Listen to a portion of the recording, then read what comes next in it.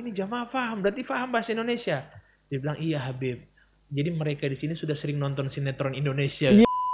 Berarti tidak Kebencian. dijauhi malah. Iya, jangan sampai. Masa orang benci dalam maksiat, kita ridho, rela dia masuk dalam maksiat terus. Saya tanya ke dia, berarti kamu suka ustadz miskin? Kiai, acara tadi malam luar biasa. Kenapa luar biasa? Saya saja yang sopir dapatnya 1 juta. Kiai bilang, aduh tak tukar.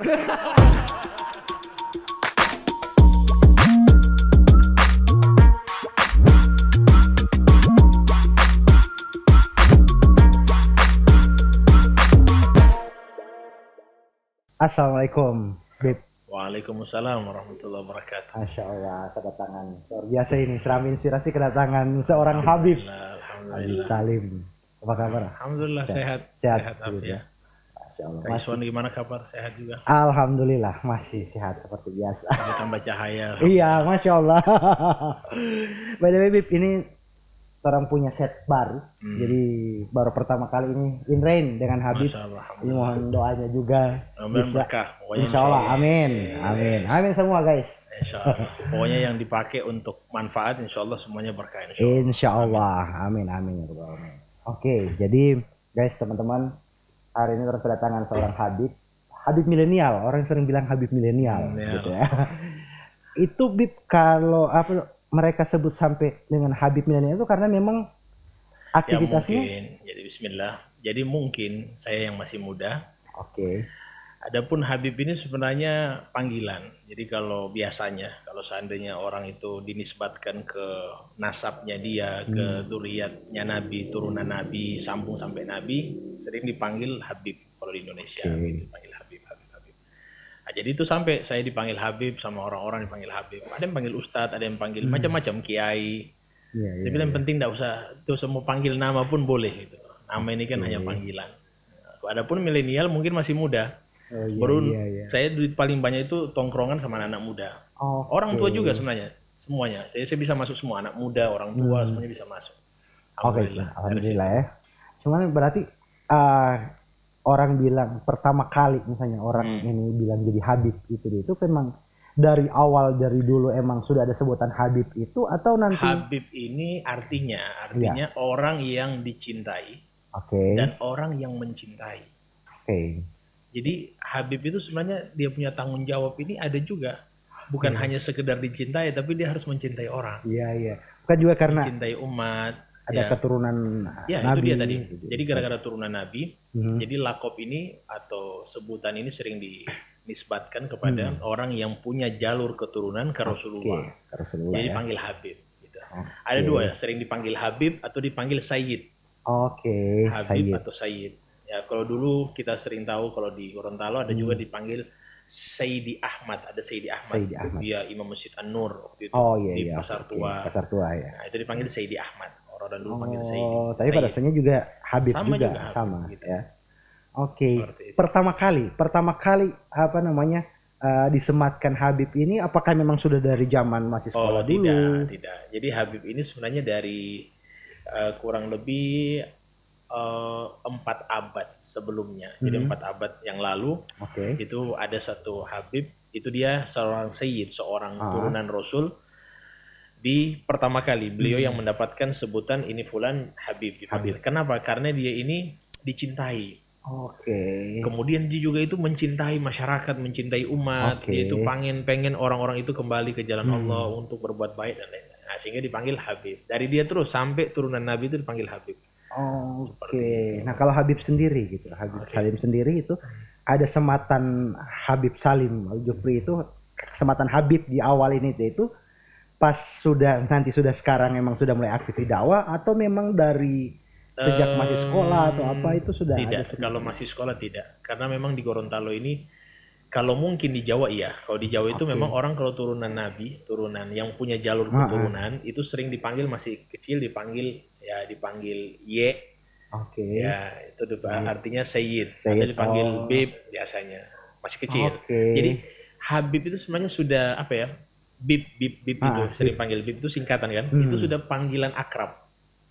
orang kepada seorang Habib ini, dipanggil Bib. Itu kalau di Jawa sudah umum, mau orang yang alim, orang yang punya ilmu ataupun tidak. Cuman kalau di daerah Yaman itu Habib itu orang yang ada ilmu.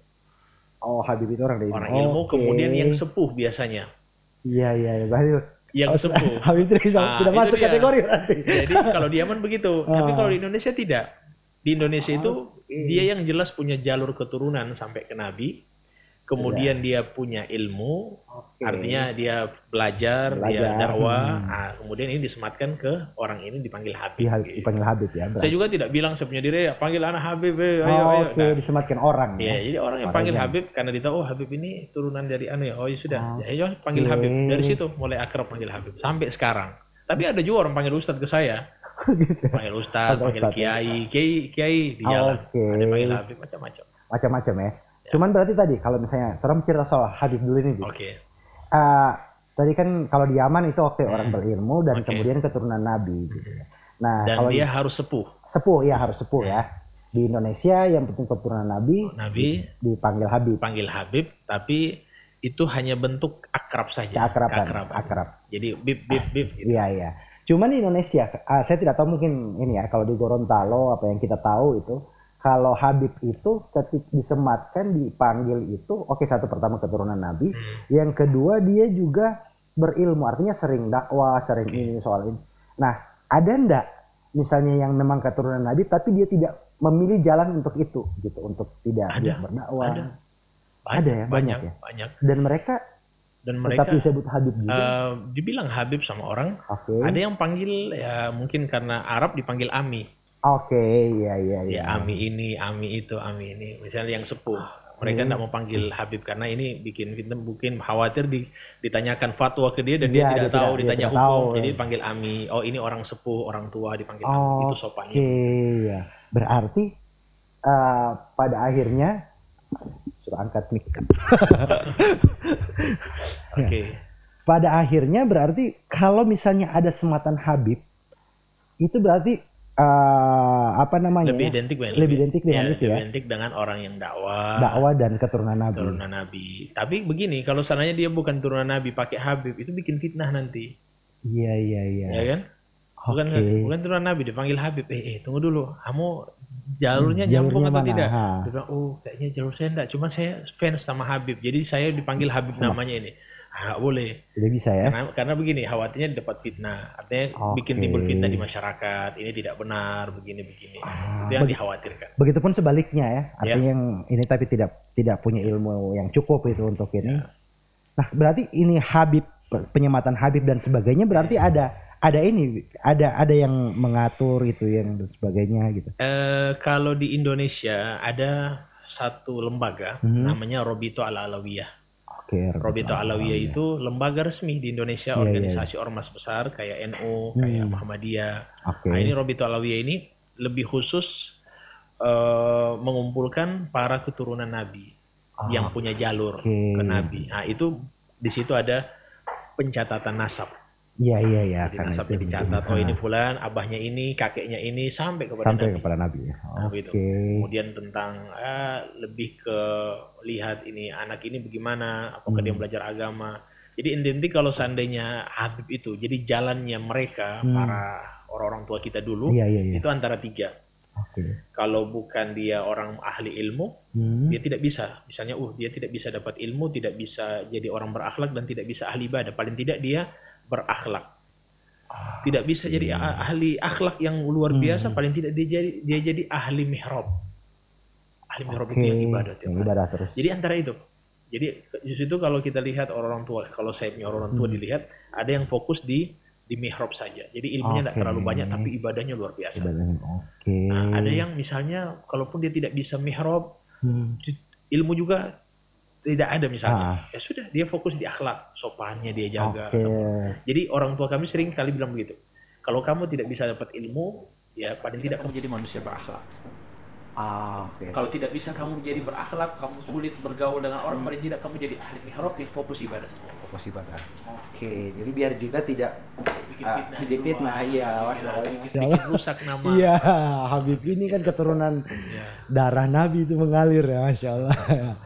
Nah, kalau misalnya Habib kan ini mulai apa namanya mungkin beberapa tahun ke belakang ini mulai Ada ini bicara profil lagi. secara profil ini beberapa tahun ke belakang ini mulai ada Oke. ini dan sebagainya. Alhamdulillah. Alhamdulillah ya, dan mulai aktif, maka ada sebutan juga Habib milenial. Bahkan tadi sempat ngobrol di belakang sebelum tag kamera kan apa namanya untuk orang-orang yang tobat gitu.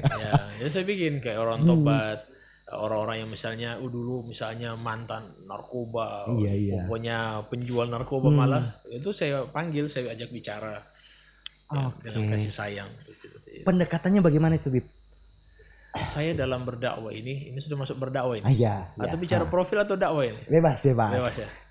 Jadi saya itu pendekatannya 3 dalam berdakwah. Yang pertama saya menggunakan metode at-ta'lif. At-ta'lif itu pengenalan. Jadi saya sama orang itu ketika saya jumpa, saya berkenalan dengan dia, saya ngobrol dengan dia, duduk, dan tanpa bicara agama sama sekali. Tanpa bicara agama. Selama dia tidak pancing agama, saya tidak akan bicara agama. Sesuai dengan apa dia punya. Ikut alurnya dia. Misalnya di arsitek, dia bicara bangunan, begini, saya dengar. Saya juga pura-pura, oh iya itu saya pernah begitu. Saya tetap ngobrol dengan sesuai dengan apa dia punya bidang ini orang ini. Begitu. Jadi pengenalan yang lebih utama saya dahulukan. Saya bicara topiknya dia, terserah dia mau bicara apa. Dan saya siap menjadi pendengar setia. Biar dia juga nyaman ngobrol ya. Saya jadi pendengar setia. Dan itu saya bangun untuk yang pertama, at-ta'lif itu saya pakai dengan pondasi utamanya adalah memandang manusia dengan pandangan kasih sayang. Dan tidak merasa diri saya lebih mulia dari dia. Iya. Itu cara saya pendekatan kepada orang. Dan jadi, itu di milenial malah lebih ini. Lebih. Iya. Dan saya malah duduk dengan mereka. Saya duduk di jalan sama mereka. Nongkrong. Ngopi bareng, sama-sama, bercerita apa. Malah kalau ada merokok tidak apa-apa saya bilang. Saya bikin mereka itu tenang, jadi santai dengan saya. Itu pendekatan at-ta'lif yang saya pakai. Dan saya tidak bicara agama. Saya malah bercerita, orang bercerita lain, saya dengar. Ikut alurnya. Jadi saya jadi pendengar setia. Dan saya tidak nampak saya itu lagi mencari identitas dia. Dengan saya tanya, ente dari mana? Kamu dari mana asalnya? Duduk di mana? Dan itu saya dapat semuanya. Pokoknya saya itu tiap duduk di mana, saya harus ada target dakwah di bandara. Jadi saya kalau di bandara ada orang di samping, selesai ini sudah. Every time is dakwah berarti ya. Bukan harus di masjid. Iya. Jadi kalau ada orang di pinggir sudah saya dia. Di dalam pesawat juga orang di pinggir sudah langsung. Akhirnya kemarin juga di pesawat, akhirnya dia di samping saya, senang, dia duduk, minta maaf. Saya bayar. Baru sudah ngobrol lama. Akhirnya dia minta foto sama saya terakhir. Sudah dia minta foto, minta nomor apa semua. Ini jadi tahap pertama itu pengenalan.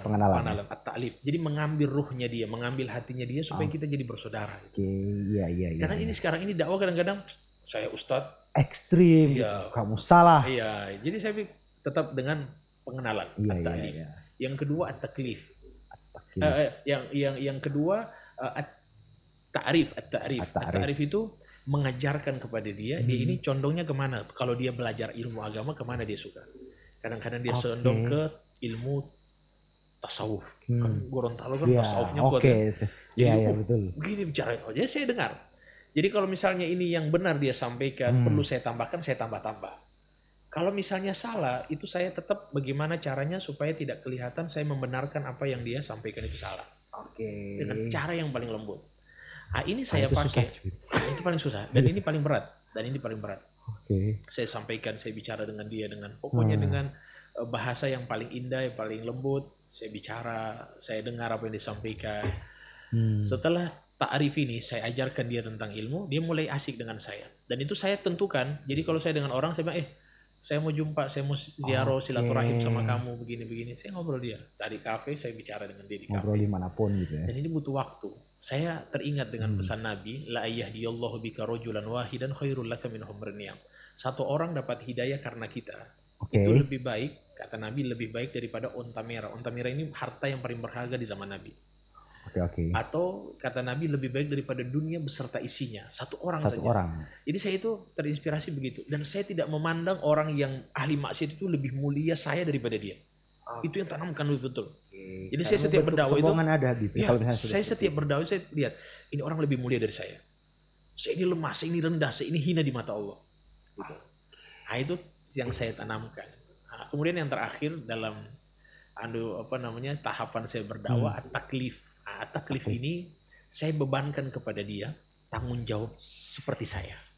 Oke, ikut juga setelah dia sudah asik dengan saya, setelah dia sudah senang dengan saya, dan itu saya sampaikan kepada orang-orang yang sudah dengan saya sekarang. Sekarang mereka ini sudah saya bebankan, masing-masing kalian punya kewajiban seperti saya. Harus. Jadi mereka ini cari anak muda lagi. Iya. Nah, itu yang saya kebaikan jadi menyebar ya. Makanya itu jadi terkenal dengan Habib Milenial, karena juga orang-orang muda ini jadi tanda kutip pasukan juga ya untuk penyebar kebaikan ini. Alhamdulillah. Kalau tidak salah itu ada ininya ya. Kemarin kalau saya riset Majelis Rasulullah ya. Majelis Rasulullah. Ya. Saya sebenarnya semua saya dekati, bukan hanya anak muda, semuanya.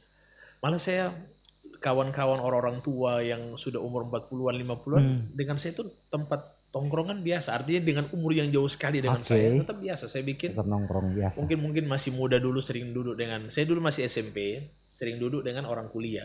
Iya. Jadi memang jadi emang saya itu kalau duduk orang kuliah, saya duduk orang yang tukang yang bekerja di mana-mana, saya duduk dengan mereka. Jadi saya punya pikiran itu begitu. Dengan umur yang sekarang mungkin saya bilang ini mungkin Allah persiapkan supaya saya bisa berdakwah nanti begitu. Iya, jadi bisa masuk ke yang muda. Oke, yang sudah tua juga tahu cara pendekatannya seperti apa. Beda pasti. Sangat beda. Jangan-jangan kita pakai kalau yang orang muda kita kasih sama dengan yang tua.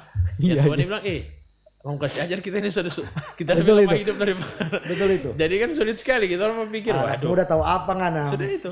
Jadi sudahlah. Jadi beda, saya pendekatan beda. Kalau sama orang tua saya tidak pernah bicara sebelum dia punya hati saya dapat, saya belum mau bicara agama sama sekali. Jadi memang ikut alurnya. Sampai sudah tahap itu lebih lama orang tua malah. Oke, malah. Jadi saya itu lebih akrab. Jadi orang tua itu mereka lebih malah, saya ini begini, saya ini amalannya tinggi, saya ini. Jadi dia bicara terus, saya puji terus sama dia, saya puji. Dan saya tetap dalam dakwah itu penghormatan kepada orang saya lebih tinggikan. Mau yang muda, mau yang tua. Penghormatan. Jadi saya tidak meminta dihormati, tapi saya menghormati dia. Saya selalu duduk, minum apa? Apa begini. Itu sebenarnya yang dipakai. Sebenarnya ini dakwanya Nabi, dakwanya guru-guru kita semuanya. Jadi saya punya guru, cara pendekatannya seperti itu. Nah, cerita soal guru.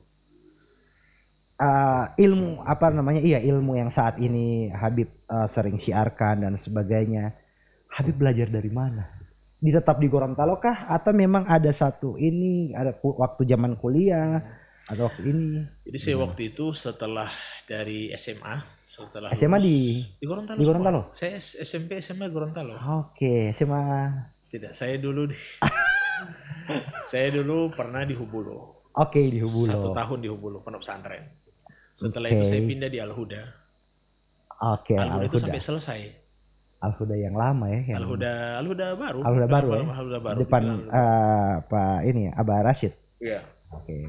Dekat sama Abah Rashid itu. Al-Huda baru. Situ SMA itu Aliyah dibilang. Aliyah. Jadi itu saya sampai selesai. Dari situ saya berangkat ke Yaman. Berarti kuliahnya di Yaman? Di Yaman. Yaman itu Hadramaut. Pusatnya ini lah ya? Saya tidak ambil kuliah sama sekali. Oke, jadi mondok ya istilahnya kalau di Indonesia mondok ya? Saya mondok, saya tidak ambil kuliah. Jadi sekolah saya itu kayak sekolah sekolah pondok pesantren. Jadi belajar kitab kuning, belajar kitab kuning. Oke. Jadi bukan kuliah. Tidak ada lisensi macam-macam. Tidak ada. Jadi memang pure ilmu ya? Iya, ilmu. Oke.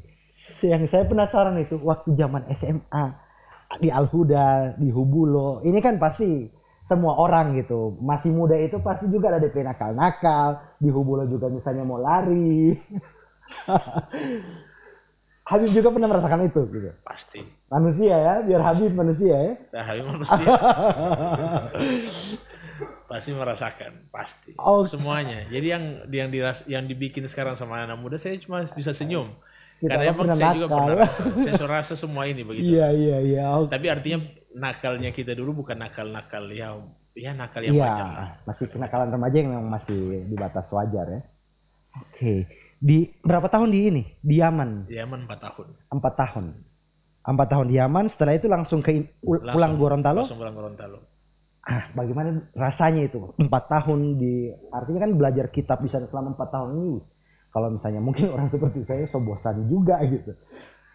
Habib belajar 4 tahun pulang ke Gorontalo tidak ada kultur shock atau apa gitu. Pokoknya karena memang ya alhamdulillah pas pulang, karena memang sudah jadi ya sudah berbaur dengan artinya kita orang ini kan dibilang keturunan Arab dibilang. Oke, ya. Dibilang turunan Arab. Keturunan Arab. Tapi alhamdulillah dari jalur nenek saya ini jalur memang orang Gorontalo asli. Oh, oke, Bobihu.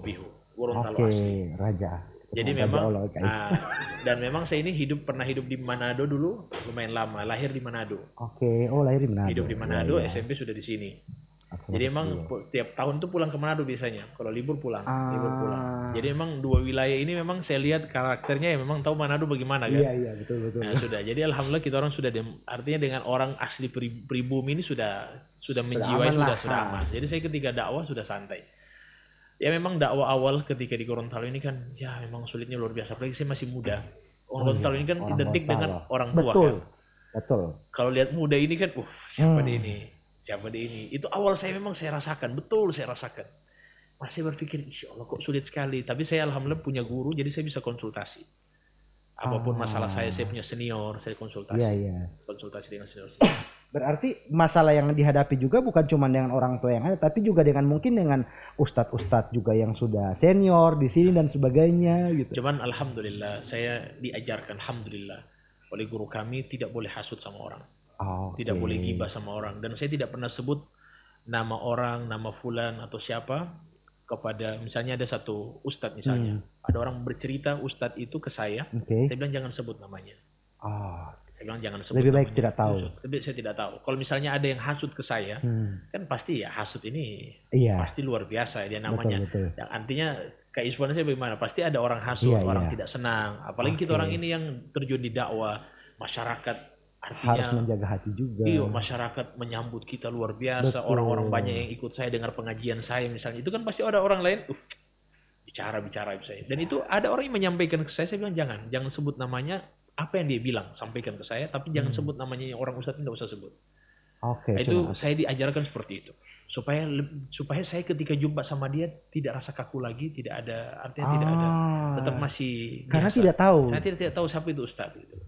Jadi berarti apa yang dia bilang itu mungkin bisa jadi evaluasinya untuk orang.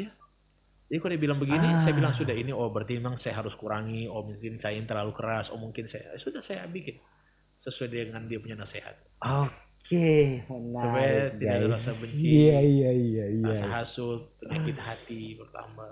Betul. Nah, ini yang saya ini dari kemarin waktu kita memutuskan coba mengundang Habib di sini gitu. Belakangan ini saya sudah mulai lihat, sudah mulai aktif di sosial media. Nah, apakah kalau dulu kan mungkin ya itu tadi nongkrong dan sebagainya. Sekarang sudah mulai aktif lagi di sosial media. Bahkan beberapa kali saya lihat pernah live di Instagram gitu kan. Jadi saya juga ini followers, Bib.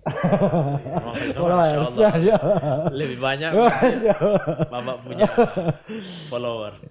Ini baru untuk menjangkau orang-orang ini atau gimana? Termasuk ini memang sengaja saya ambil anak-anak muda. Anak muda itu banyak sekali inspirasi mereka banyak sekali ide-ide yang luar biasa. Jadi saya tanya apa kira-kira ide yang bisa dibuat untuk dakwah. Mereka sampaikan medsos kasih bagus, gini. Jadi saya waktu itu bilang oke, kalau begitu medsos kita kasih bagus. Akhirnya sudah mulai bikin video. Karena video biasa mulai viral itu kan video-video. Iya. Saya bikin kata-kata bijak, tulis kata bijak. Apa kira-kira tentang wanita misalnya, tentang bagaimana akhlak seorang suami itu kan paling tidak kan sekarang banyak perceraian waktu itu kan. Yes. Banyak perhugelan dan lain-lain pelakuan. Bahkan yang viral baru-baru dalam satu bulan 2 kali. Orang bilang ya Allah kok banyak sekali orang cerai. Coba bikin kata-kata ya sudah saya susun. Saya bagaimana saya cerita tentang akhlaknya Nabi itu sampai waktu itu sampai banyak juga orang nonton ya. 2,1 juta. Masya Allah ya. Jadi memang banyak sekali tentang masalah inspirasi bagaimana Nabi Muhammad berakhlak di rumah. Itu saya bawakan supaya begini cara mendidik istri, begini cara bermuamalah, interaksi. Itu yang sengaja saya bilang asik bayangkan. Sampai itu yang bikin tambah saya lagi semangat. Kalau misalnya teman-teman bikin video, saya lebih semangat. Oke, saya bilang ayo. Kenapa? Karena saya lihat orang-orang, Masya Allah itu komentar yang dikasih lihat ke saya. Alhamdulillah saya dapat masalah. Setelah melihat video ini saya langsung clear masalah saya rasakan. Jadi itu saya bilang ya Allah, alhamdulillah dengan media sosial orang bisa tobat. Orang bisa ada masalah, bisa hilang masalahnya. Dari situ saya bilang, kayaknya harus pakai lebih masif lagi nih. Ya. Itu tidak terbatas ruang dan waktu, bahkan artinya lebih mau ikut jejaknya. Oh ya, Masya Allah. Juga luar biasa saya lihat bicara tentang bagaimana ekonomi semua ditingkatkan. Ini padukan dengan ilmu agama dan sebagainya ya. Masya Allah. Nah kalau misalnya ini, kayak ini kan sudah mulai masuk sosmed dan viral gitu, dan saya yakin itu bukan cuma orang Gorontalo saja yang nonton gitu. Ada punya rencana misalnya, kayak contoh ini misalnya Majelis Rasulullah ini sekarang kan di Gorontalo ada ini. Nah misalnya mau melebarkan dakwanya mungkin ke sampai ke luar Gorontalo. Begini, sebenarnya Majelis Rasulullah ini bukan dari Gorontalo. Oke. Ini pusatnya di Jakarta. Oh, bukan Habib yang bikin. Bukan. Oke. Jadi Majelis Rasulullah ini penyetus waktu itu yang pencetus daripada majelis ini senior saya. Oke. Murid pertama guru saya. Oh, benar. Gurunya di guru saya di Yaman. Di Yaman juga. Hadramaut Habib Umar bin Hafid. Oke. Dari Umar bin Hafid, beliau punya video-video banyak. Nah itu ada namanya yang pencetus pertama Habib Mundir Al-Musawa. Nah dari Habib Mundir itu beliau bikin cabang-cabang di Jawa Timur, Jawa Tengah. Nah saya diminta alhamdulillah diusulkan sama teman-teman untuk di Gorontalo. Nah, akhirnya saya setuju. Artinya paling tidak dengan majelis ini saya lebih berpikir alhamdulillah keikhlasan saya itu saya tidak bisa sempurna untuk ikhlas, maka saya menumpang dengan keikhlasannya Habib Munzir. Saya takut saya bikin majelis sendiri, akhirnya saya Masya Allah saya, tapi ini bukan majelis saya. Ini majelisnya Habib Munzir, ini majelisnya Rasulullah. Sampai saya bilang begitu. Dan ini saya bilang ini bukan majelis saya ini hanya sebab mengantarkan untuk dakwah begitu. Seperti itu yang saya ambil sampai saya setuju waktu itu. Sebenarnya saya waktu itu sudah mau bikin majelis sendiri, sudah ada malah bikin majelis sendiri. Saya sudah bikin, tiba-tiba itu ada majelis, saya bilang oke, bismillah.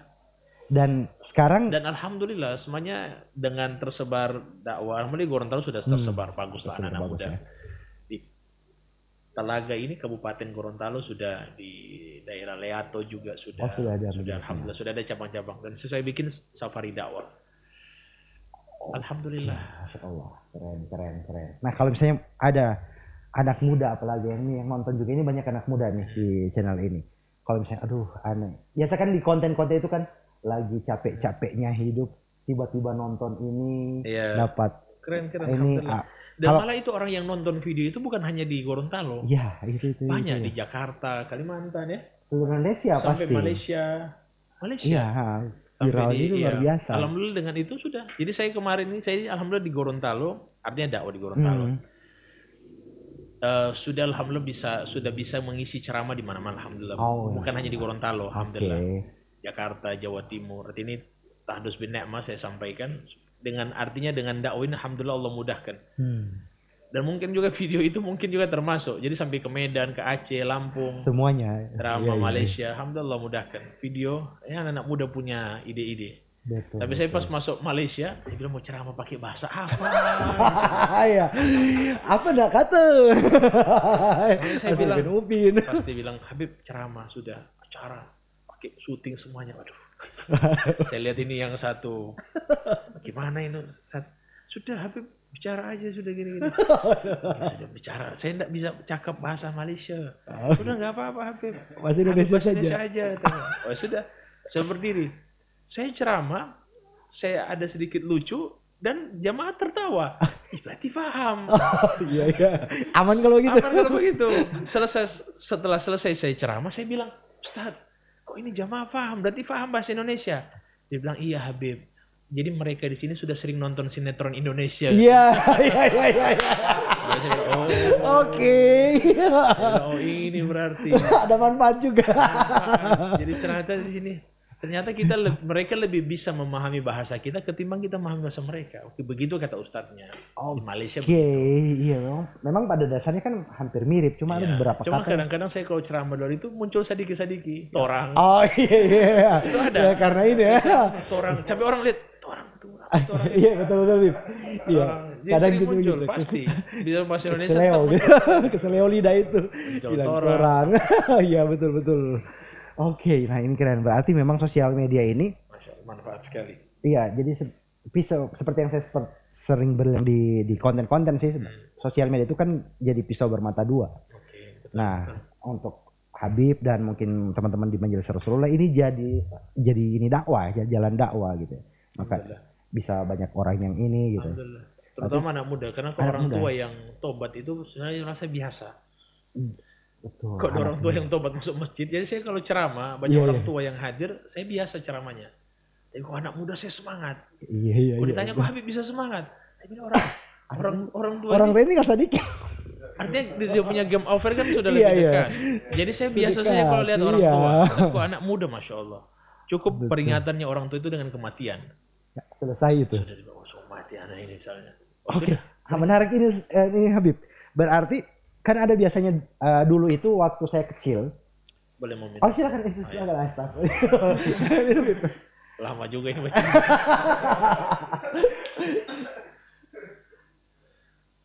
Masya Allah. DP merek aman ya? Aman ya? Aman. Yang ada manis-manisnya. Aman. Sebentar tolong bahas ini. Merek boleh, Bib? Silakan. Oke. Gimana? Nah, itu tadi. Saya kan masih kecil itu banyak sekali mungkin ada dengar ceramah dan sebagainya. Kadang juga di pengajian di samping sebelum. Biasa kan zaman dulu itu setelah asar itu orang ada taman pengajian, tapi juga diisi oleh ustadz. Nah itu tentang hal surga dan neraka, kematian dan ini. Itu orang masih kecil gitu.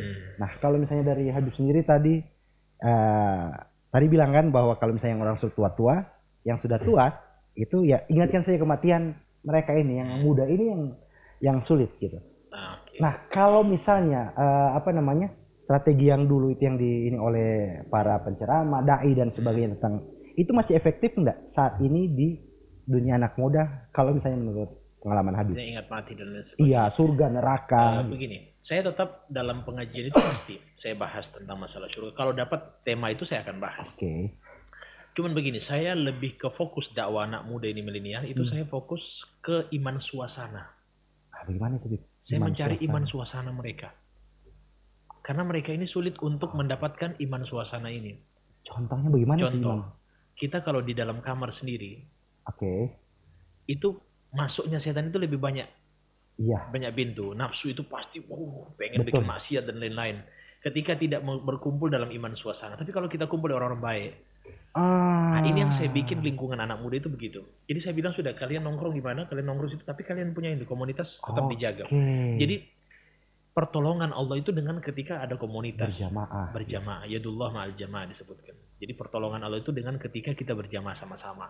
Artinya kalau kita terpisah sendiri, dimakan sama serigala kan?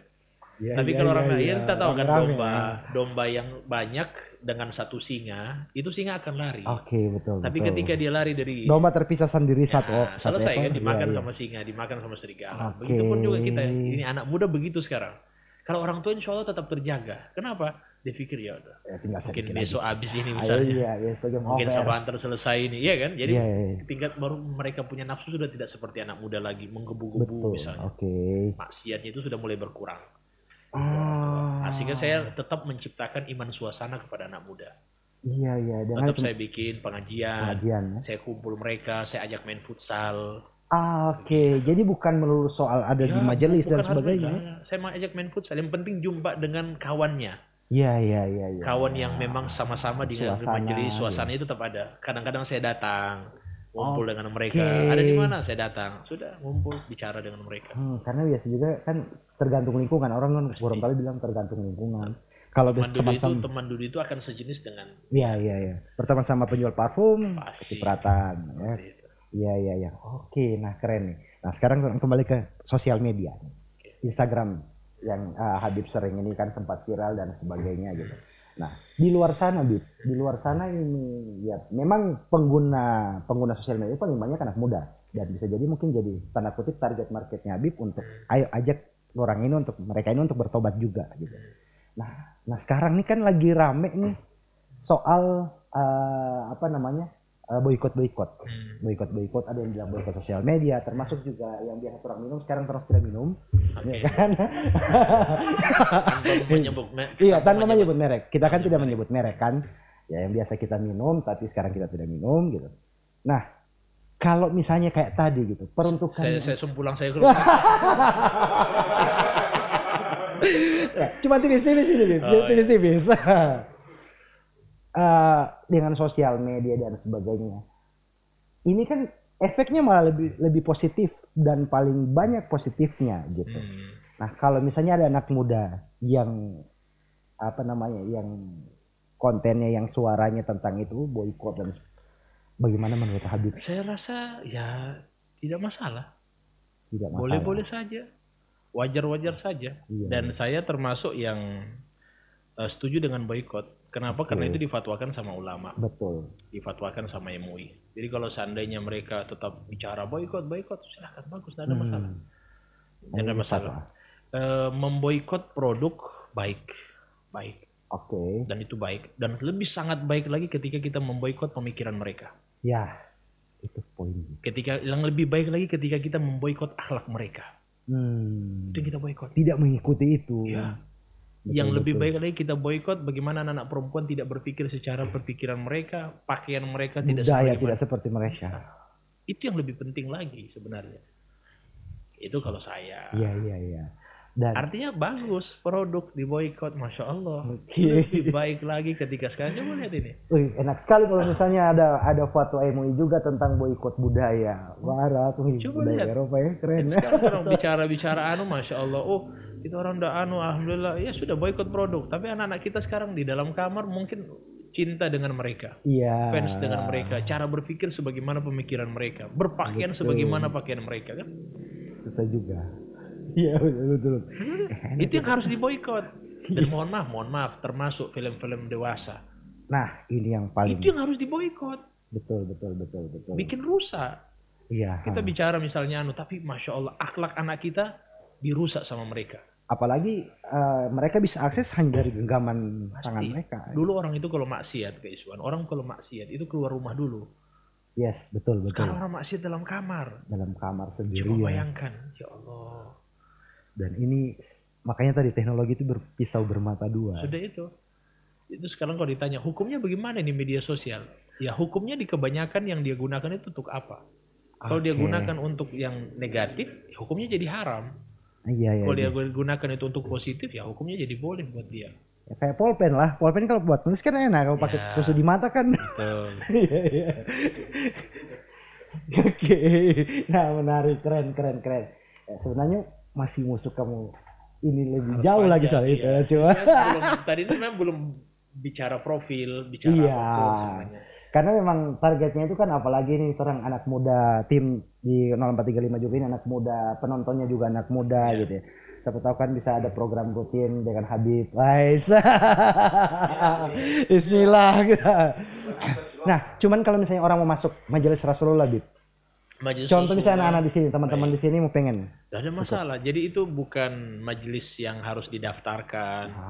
Ayo mendaftar. Jadi anggota tidak. Ayo di PA dulu. Oke, tidak ada begitu. Kira ada begitu, harus potong ayam dulu. Coba mana sedikit amplop dulu sedikit. Harus pakai cincin ini. Jadi ini tidak. Jadi mau masuk silahkan. Siapa namanya, minta nomor kontaknya, masukkan di grup, sudah. Ikuti pengajiannya. Sudah selesai. Ada pengen konsultasi dengan saya, tinggal hubungi Bib, Ana mau jumpa, mau konsultasi, datang konsultasi.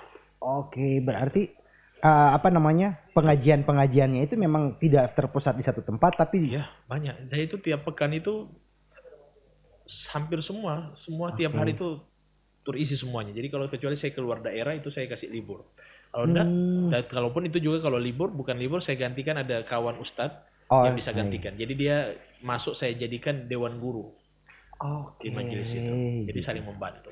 Kalau sekarang yang terdaftar misalnya di grup atau itu kontak itu majelis Rasulullah di Gorontalo sendiri sekarang udah berapa orang? Udah berapa ya? Banyak ya? 300-an. 300-an itu yang ini ya. Belum mungkin ada followers juga yang masuk. Itu yang di WhatsApp. Di grup, di WhatsApp. Kalau datang itu bisa jadi bisa jadi ada kadang-kadang di WhatsApp, ada yang di Instagram, ada yang di Facebook gitu kan. Jadi kalau datang, berarti di daerah Kuandang kan orang-orang kampung kan tidak pakai. Iya, tidak pakai WA.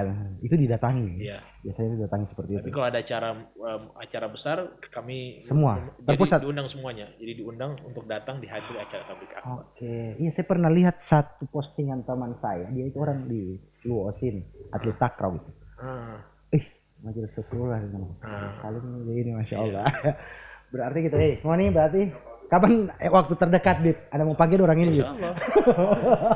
Kalau bisa panggil orang ini apalagi kita Ciripa.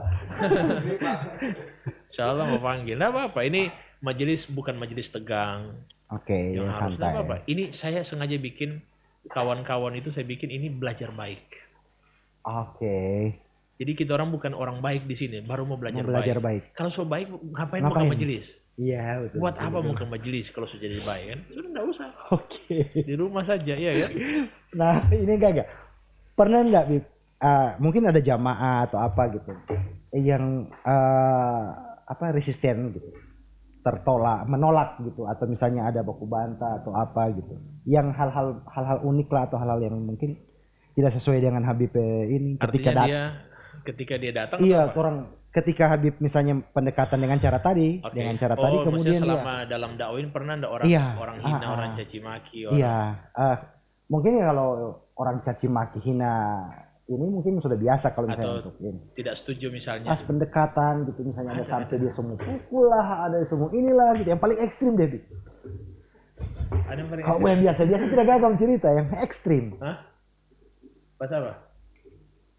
Ada sih kalau untuk artinya kalau seandainya yang diganggu, artinya alhamdulillah dakwah kita ini bukan kayak dakwah Nabi. Nabi itu kan waktu itu dia lempar pakai batu. Jadi kalau saya ini mungkin selama ini mungkin orang ketika saya ceramah dipotong itu ada. Oke, ada ya? Iya, disangga misalnya sementara ceramah belum berhenti ceramah itu ada. Oke. Ya, ada yang tidak mau salaman setelah saya habis ceramah karena tidak setuju dengan apa yang saya sampaikan. Ada. Cuman saya begitu tidak ambil pusing karena saya bermuamalah dengan Tuhan, saya tidak bermuamalah dengan manusia. Jadi kalaupun apapun yang terjadi sama manusia nggak ada urusan. Ana tidak mau kasih lihat sama ente, kok ente mau setuju ente ambil, ente tidak setuju usah ambil. Iya. Mau gampang kan? Oke. Tidak sulit sebenarnya. Tidak lagi mencari pembenaran. Misalnya dia ada sanggahan dan sebagainya. Kalau misalnya sanggahannya benar dan itu saya salah, saya bilang sudah, oke saya salah, kamu benar. Tapi kalau seandainya yang saya sampaikan selama itu benar, cuma dia tidak setuju, tidak sepakat, saya sudah coba jelaskan. Saya malah pernah ceramah itu dia bilang bagaimana ini. Akhirnya saya jawab dengan akhlak. Karena ini orang tua, saya jawab dengan akhlak. Akhirnya dia langsung terdiam dan tidak mau lagi bicara dengan saya. Dia langsung balik. Saya juga cuma senyum dari jauh. Saya jalan. Artinya memang sebenarnya begini. Sebenarnya tetap harus ada orang yang tidak senang dengan kita. Mereka itu lebih berhak kita rahmati. Lebih berhak kita penuhi kasih sayang kepada mereka. Karena mereka lagi sementara menghancurkan diri mereka sendiri kan. Lebih orang harus kasih sayang lebih tinggi. Prioritas malah ke mereka. Ya, gitu. Saya lebih begitu. Kalau ada orang tidak senang, saya malah ya Allah bagaimana ini orang supaya kasihan jangan sampai masuk ke jurang ini gitu loh. Berarti tidak dijauhi malah. Iya, jangan sampai. Masa orang benci dalam maksiat kita ridho rela dia masuk dalam maksiat terus. Kan begitu kan. Oke, berarti kalau misalnya contoh misalnya di satu daerah ketika Habib misalnya mau ceramah di situ, kemudian ada penolakan di situ, tidak akan bosan-bosan untuk akan selalu datang ke situ. Saya datang. Malah saya pernah ceramah orang baterai dari luar, woi. Oke. Pekan depan saya datang lagi. Oke. Harus sewa bodyguard ini. Alhamdulillah tidak ada masalah. Orang-orang artinya memang selama ini sudah itu pesan dari guru kami. Kamu bermuamalah dengan siapa? Kalau seandainya kamu berdakwah ditolak sama orang dan kamu berhenti, berarti kamu tidak ikhlas dalam berdakwah gitu loh. Berarti kamu itu ya memang dakwah karena manusia bukan karena Allah. Ketika baper dan sebagainya. Iya, sebenarnya kan dakwah itu kalau baper ya itu yang masalahnya. Dia akan berhenti dalam dakwanya kan. Susah hati. Sudah jual. Lebih bajual saja kalau begini. Bisnis sudah coba dakwah ya kan. Oke, ya. Sepakat. Tadi itu ngobrol bisnis. Habib di samping aktivitas ini ada aktivitas lain juga? Alhamdulillah. Oh iya, spill dong di. Nasi mandi Kafir. Oh nasi mandi. Wis, saya penasaran itu dengan nasi mandi. Baru satu kali saya rasa itu dengan nasi mandi waktu dulu ke sana gitu. Di sini nasi mandi ya. Di mana Bib? Jadi kalau bisnis ini sebenarnya sampingan. Dan saya tidak terlalu fokus sekali. Karena ada yang Mbak Hendel, juga istri saya bantu juga alhamdulillah. Jadi bisnis ini ya sudah tetap harus ada karena pesan dari guru kami, guru-guru itu paling tidak kamu kalau berdakwah harus punya usaha walaupun kecil. Iya. Paling tidak itu bisa menjadi barokah buat kehidupan. Artinya karena kadang-kadang hati ini kan condong, kita kan dakwah, kadang-kadang orang kasih hadiah dan lain-lain. Jadi kecondongan hati sudah ke situ. Oh, jadi salah niat. Ya, jadi menjaga hati itu dengan cara seperti itu. Oke. Jadi ini memang profesi ini memang untuk profesi saya sebagai di sini sebagai pendakwah gitu. Jadi dakwah itu bukan profesi. Oke. Dakwah itu tugas. Kewajiban. Iya. Bukan profesi. Dan dakwah bukan hanya di masjid. Ya. Semua ya. Itu saya bikin ada dakwah on the street. Dakwah di jalan, anak muda pakai topi. Iya. Cuma Mumu sekarang masih pakai gamis sekarang. Karena di sana. Pakai topi ya. Oke, banyak ininya, pantas disebut Habib milenial. Berarti ada bisnis juga. Memang biar tidak ini. Artinya bisnis ini ya alhamdulillah pelan-pelan. Artinya kita orang tetap jalan dengan keberkahan yang ada. Jalan alhamdulillah jalan. Ada bisnis saya ambil bisnis itu nasi mandi, ada kebab dan lain-lain.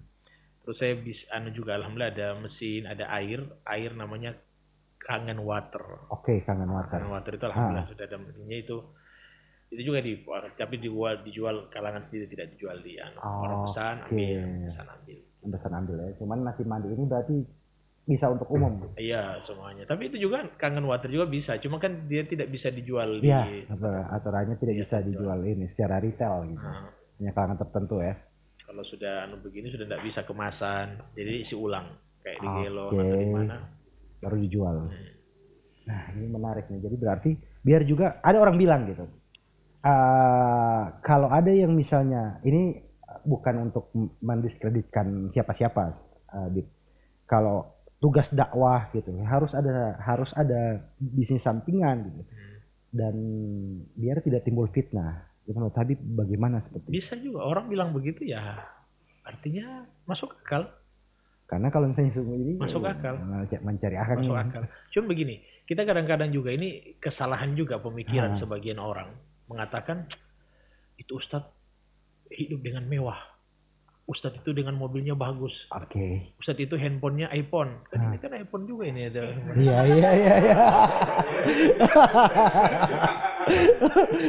Masya Allah. Artinya orang banyak bilang begitu. Saya alhamdulillah, artinya saya sengaja pakai handphone, iPhone, baru saya pakai iPad, saya pakai mobil, saya memang pakai itu semua fasilitas yang Allah kasih. Artinya Allah yang mudahkan itu semua. Mungkin orang berpikir, kenapa kok Ustadz hidup mewah, kenapa kok Ustadz pakai baju bagus, kenapa Ustadz pakai handphone bagus, pakai jam tangan dan sebagainya. Saya tanya ke dia, berarti kamu suka Ustadz miskin? Iya. Kenapa kamu tidak suka lihat Ustadz senang? Iya betul.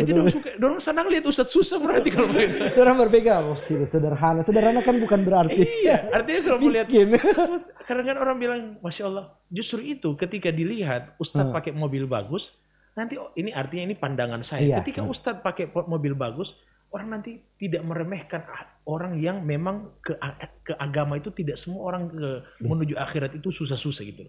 Orang yang ngurus agama itu tidak miskin gitu. Orang akhirnya jadi takut mau kasih belajar anaknya ke agama itu jadi takut. Kenapa? Jadi miskin. Jadi tukang azan ini, boba imam ini misalnya. Cuman itu saja tugasnya. Jadi kan orang berpikir, menjadi susah ini gitu loh. Jadi saya sengaja tampakkan tidak. Dan bahkan harus kaya malah ya. Islam itu harus kaya. Islam itu harus kaya. Mau ustadznya kamu, pengusaha semuanya harus gitu loh.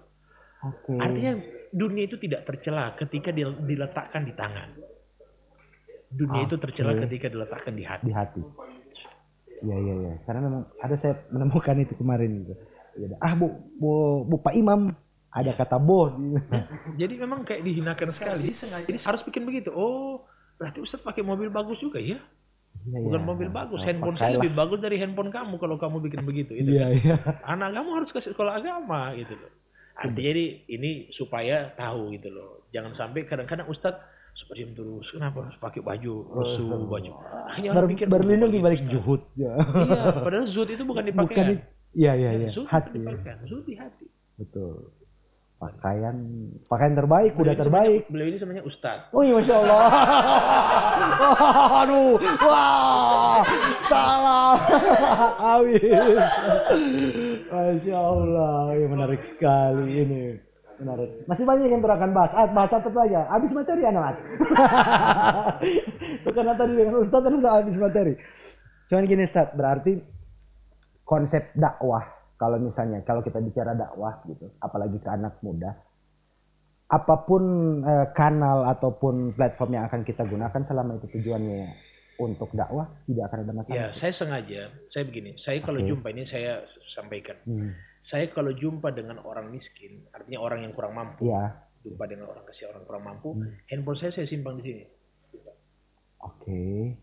Saya simpan di, kadang-kadang saya pakai motor.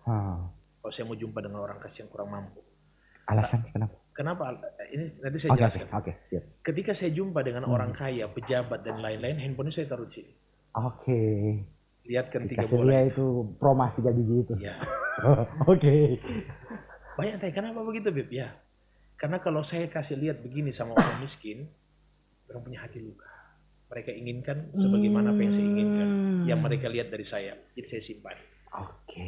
Jangan pakai motor misalnya atau apa. Saya simpan iPad, saya tidak anu lagi. Pokoknya yang berbentuk bikin hati orang miskin luka itu saya tidak pakai. Jadi saya jumpa dengan orang pejabat, orang tokoh apa begitu, saya nampakkan bahwasanya saya itu tidak membutuhkan dengan uang Anda. Saya tidak butuh Anda. Saya taruh handphone di sini, jangan pikir saya susah. Handphone saya iPhone. iPhone guys. Artinya begitu. Saya taruh tempatnya begitu. Kadang-kadang mohon maaf, ahli agama direndahkan. Betul. Dan itu sudah berapa kali. Dan saya sangat jengkel ketika melihat toko. Sudah, yang penting kasih envelope dia, sudah. Ya. Itu sangat hina loh menurut saya. Sangat hina. Jadi saya awal ini saya mau cerita sedikit. Ya, boleh sekali, Bib. Atau saya pulang saja. Jangan dulu, pulang. Lanjut dulu. Jadi 1 jam punya durasi, Bib. Jadi pas waktu itu awal, saya mulai dakwah. Saya diundang ada satu pejabat. Saya tidak sebut pejabatnya. Intinya penilaian itu yang saya tidak suka. Saya habis saya ceramah, sudah selesai. Saya langsung pulang. Karena tugas saya selesai. Saya diundang untuk ceramah.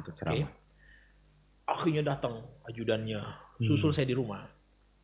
Habib, kenapa kok langsung pergi? Ini harus mau tanda tangan. Habib itu harus duduk di situ dulu. SOP-nya begini, tanda tangan apa semua. Saya lihat ini ajudan. Kalian undang saya untuk apa?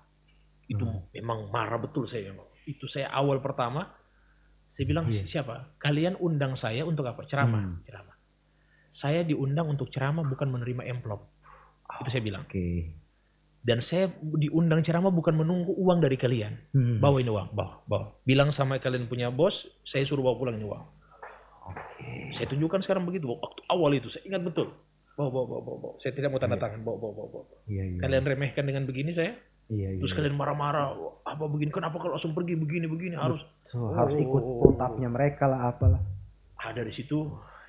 Pejabat ini setiap saya datang di acara ada dia berdiri duluan kalau saya datang. Dia peluk saya, setiap saya datang dan dia peluk saya. Harus kasih begitu. Dan itu tidak diremehkan. Malah mereka bicara dengan saya dengan begini.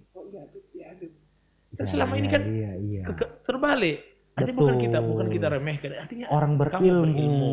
Kalian ini dimintakan fatwa. Walaupun mereka ya sebagai umara kita hormati. Kenapa kita hormati? Tapi kan ini ketika meminta fatwa kita kasih fatwa. Ketika mereka datang kami pun berdiri.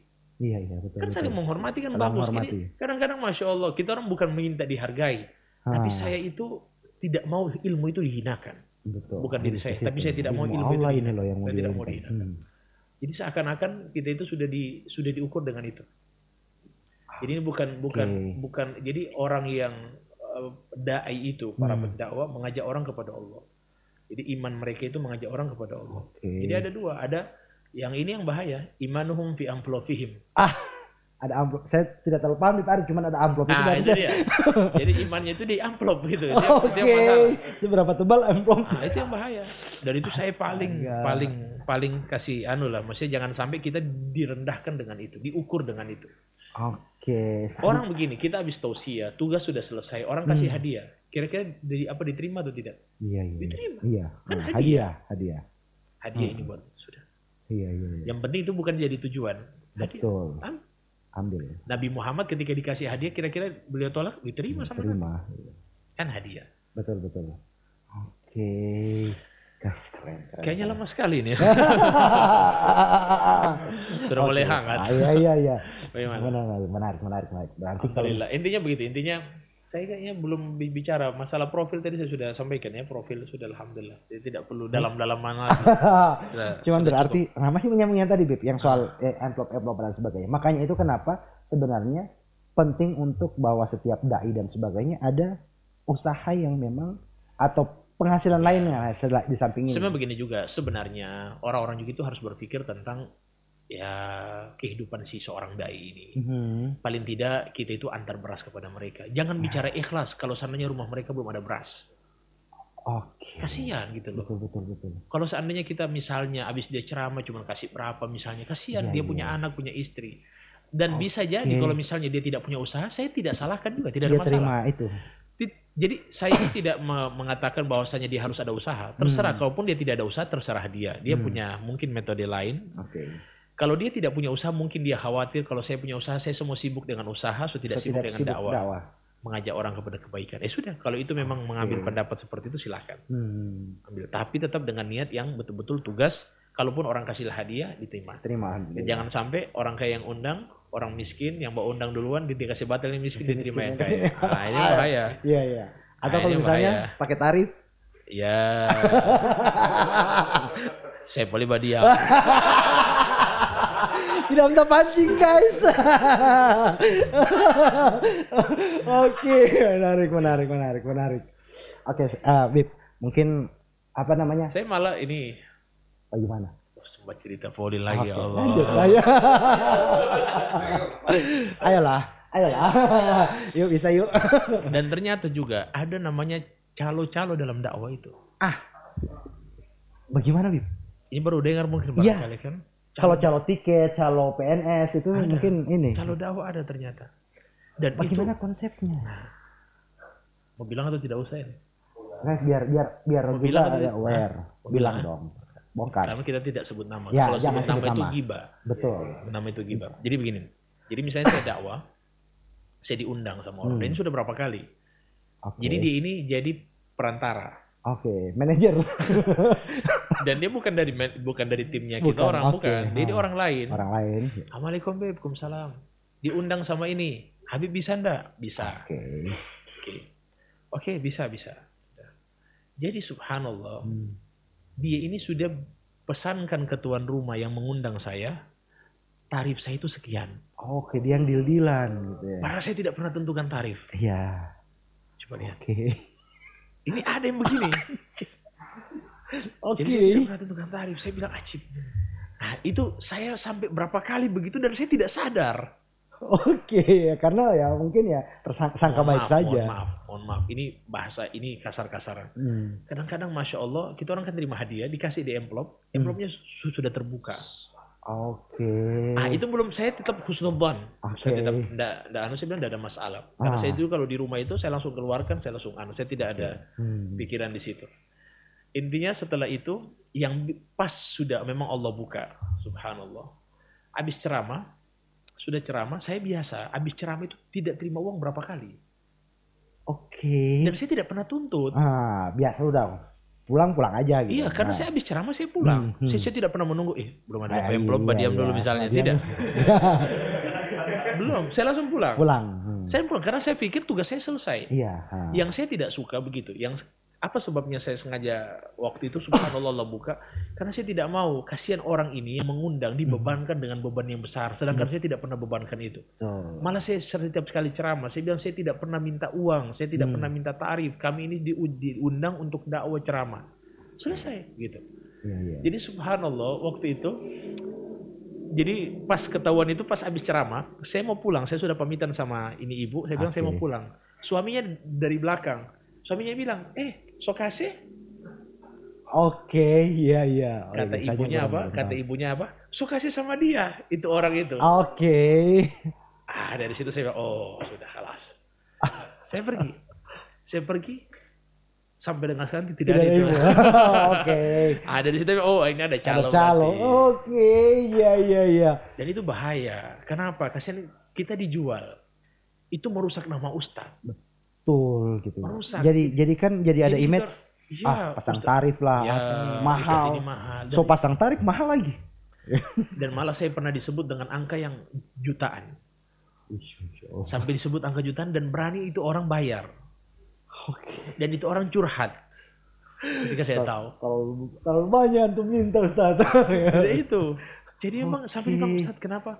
Saya bilang astagfirullah, saya ini ya Allah tidak pernah di mana-mana, saya tidak pernah minta wala apa, saya paling tinggalkan setiap acara itu tinggalkan. Saya ini berapa kali setiap kali acara orang susul di rumah. Iya betul, biasanya seperti itu. Karena saya so tinggalkan, saya langsung pergi duluan, saya jadi orang susul di rumah. Habib minta maaf begini, tidak usah, tidak apa-apa. Iya. Cuma jangan sampai ada masalah. Antum sudah dengar ada kisah? Belum. Bagaimana itu?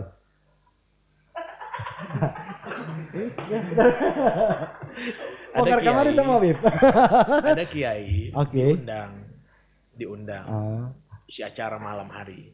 Sudah isi acara, so pulang.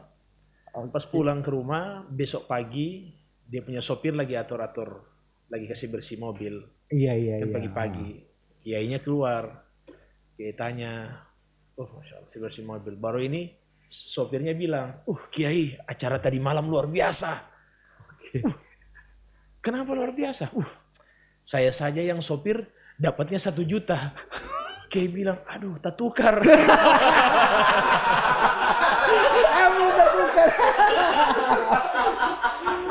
Berarti sama Kiai cuma 100.000. Mau tukar. Jadi Pak, bilang tolong mau tukar dulu Pak. Jadi dia bilang, saya saja sopir dapat 1 juta. Apalagi Kiai. Oke, iya.